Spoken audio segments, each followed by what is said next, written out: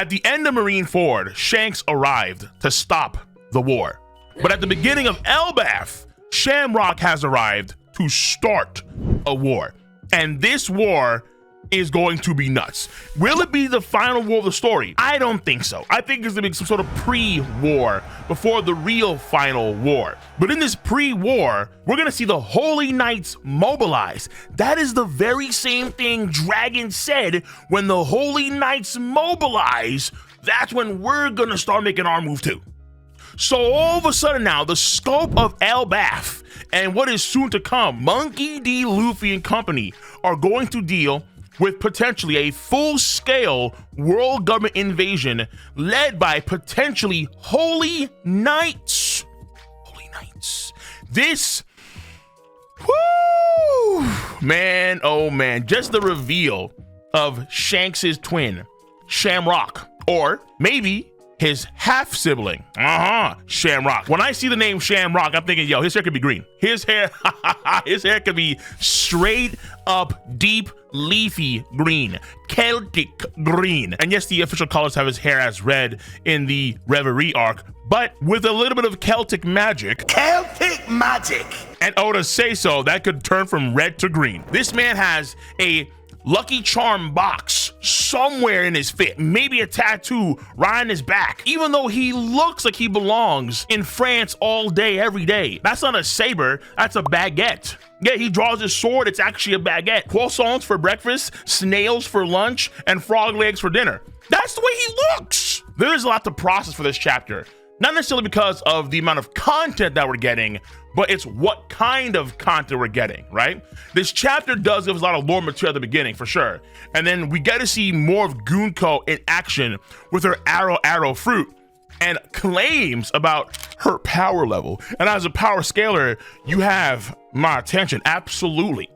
But before I can grab your attention completely, we do have to give a brief word for today's sponsor, because it is that time of the month. This video is brought to you by Surfshark VPN. Phishing attempts, cyber attacks, all the nasty hoo-ha malware and viruses that are out there in the World Wide Web. You need protection in your day-to-day life. Make sure that when you venture to these insane spots on the web, you are secure. And I know, my anime manga faithful, we go to some crazy, gnarly spots on the web.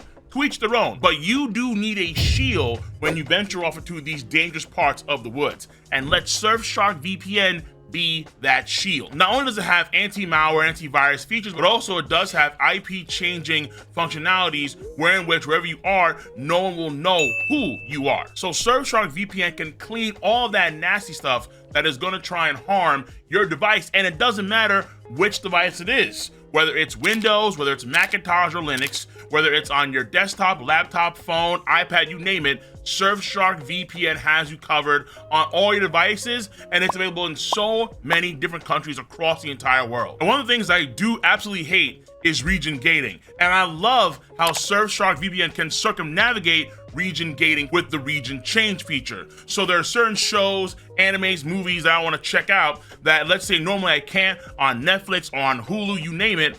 Well, I can easily change my region, and then voila, I can gain access to that material, to those shows that normally I couldn't gain access to. So if you like what you hear, and you absolutely should, scan this QR code right here, don't be shy, or you can go in the box below to the website surfshark.com/KOL and get 4 extra months off of your purchase of Surfshark VPN.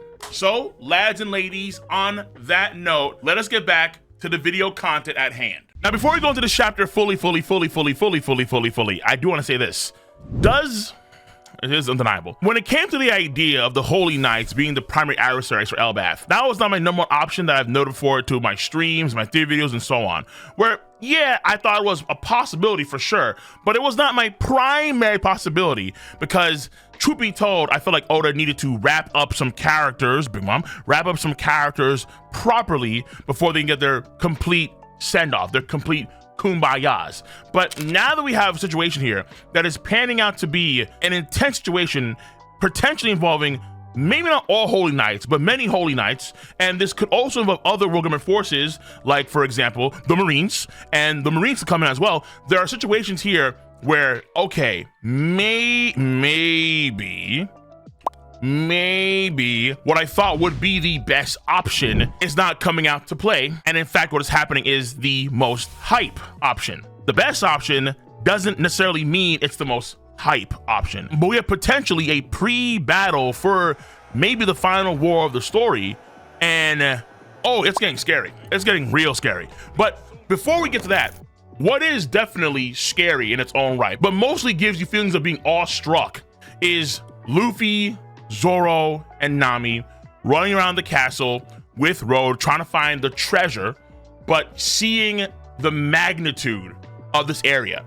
You have to remember here that Road is someone that's probably around the same height as Hiruden. Someone that's comparable to a creature like Gamabuta from Naruto, Giganto Makia from MHA, My Hero Academia. Always try and keep in mind the sense of scale of things. Even though Elbaf seems like it'd be crazy to have like a final war, like a mini final war or war before final war, it is a location that can accommodate for it, just in sheer scale. Yeah, just how it's possible that even though we're hearing good things about King Harald, he could still be a rat. He could still be an RAT, because it is very suspicious how this castle has been barred for entry for the past 14 years. That very same castle that has a magic circle that got Stabs and Gunko there in the first place. There's a rat somewhere. And in my stream for the chapter with the tier 3 guys, we were discussing how, okay, there's a good chance it could be Ja Rule. Maybe that lobotomy is fake. But I do like where Oda's going. Like, for example, Ancient Giants. What's going on there? Ancient Giants have been around in Elbaf for quite a bit of time, but over the course of time, they've been kind of phased out. Where there are folks that have Ancient Giant Warrior blood. That's what they call it. I wonder now if the Onis, Kaido, Yamato, Black Maria, I do wonder if they're also an offshoot of this Ancient Giant Warrior blood. I do wonder. And apparently many giants, probably Loki, being an example of that, they are born with horns and they have horns that naturally grow. But King Harald looks like a straight up G, a straight up beast. He looks like Kratos with a lot more hair, and the scars on his head, crazy. Ripped off his own horns, because that's how much conviction he had. You lack conviction. Stop that. No Sith Lords can attack him. His conviction was that strong. And then also we find out more about the bigotry that goes on between the giants of Elbaf and giants elsewhere in the world. That is interesting, where apparently having children with giants from another land taints, quote unquote, it taints Elbaf blood. So now we're talking about like Harry Potter, muggles and pure blood sort of thing. So in this case here, you have the non-Elbafian giants and the Elbaf giants mixing. That's tainted blood. That is Hiruden's blood.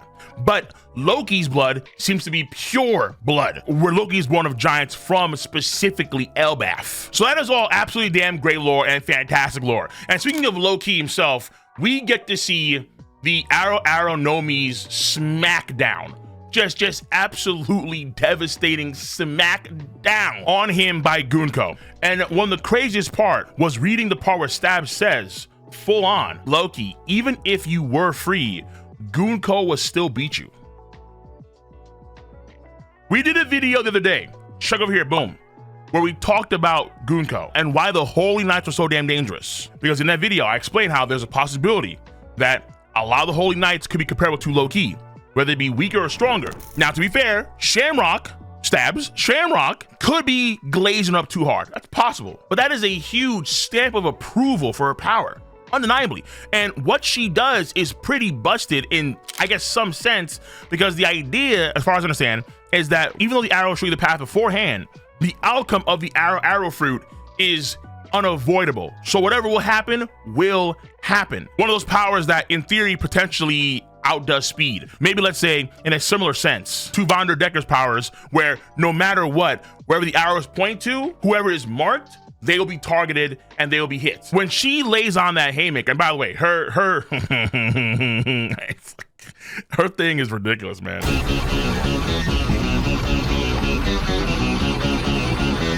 Ridiculous, dude. If she looks like a JoJo's character, but hella goofy. And she may be a long leg tribe now, because I'm thinking, like, I'm not sure if her legs are super duper long, like let's say Bluegiz or not. It's hard to tell. But when she rides the JoJo's arrow and she just Mario Karts her leg, what the? And then uppercut, bloop. Oh, and then when all the arrows pointed at Loki, and you can just hear him scream, after she said, well, want to become a god knight? He's like, man, hell no, woman. Yeah. Devastating stuff. She is devastating. And keep in mind that Loki, yeah, he's chained up, locked up, nowhere near full power, but at the same time, they should intel on Loki's powers before they try to send in ops that were all captured by Road, which means that the stuff involving King Harald's death they should know about it, bro. They should know about that. This is all the more reason why Shamrock's words hit just as hard as Gunko's ability. Holy Knights are not to be trifled with. Monkey D. Dragon's words, it's them. Once they mobilize, which they do in this chapter. And we already saw the X on Luffy's arm when Vivi wrote that in the papers. And we know that Sabo wants to have a meeting with Vivi and Luffy. So the place where this all happened could be on Elbaf. I don't want to have Dragon looming over another arc. But if the Holy Knights mobilize, then you would think Dragon is not going to sit on his ass and do nothing. And the Arrow fruit seems to be pretty busted, but not as busted as World Noble, probably meaning Saint Figureland Shamrock. Conor McGregor empathizers are here. He has a metric ton of aura. Like Shanks and Garling before him, it runs in the family. Passive skill, automatic aura farming. And I'll probably post a video discussion next week where one of my tier 3 subs, Mr. March, had actually a really good idea as to how things are gonna play out for Elbaf. Harkening back to content that we saw in the last arc, Egghead Island. The idea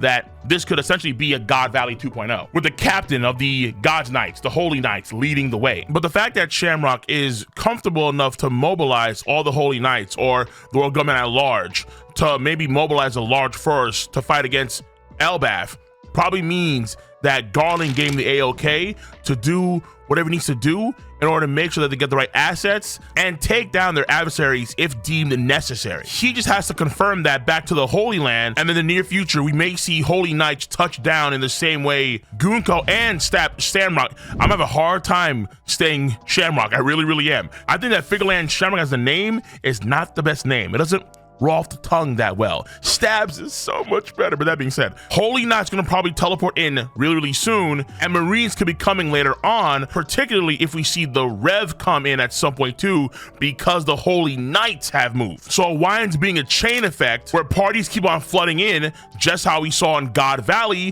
where parties kept on flooding in the moment rocks came in. And I'm still betting one of those links in the chain is Big Mom. So we'll dive more into these details later. This chapter I think is a very good chapter. I'll probably do a video in the future breaking down things more and more in detail. But for right now, the reveal of Shamrocks, that and that alone, got me sold.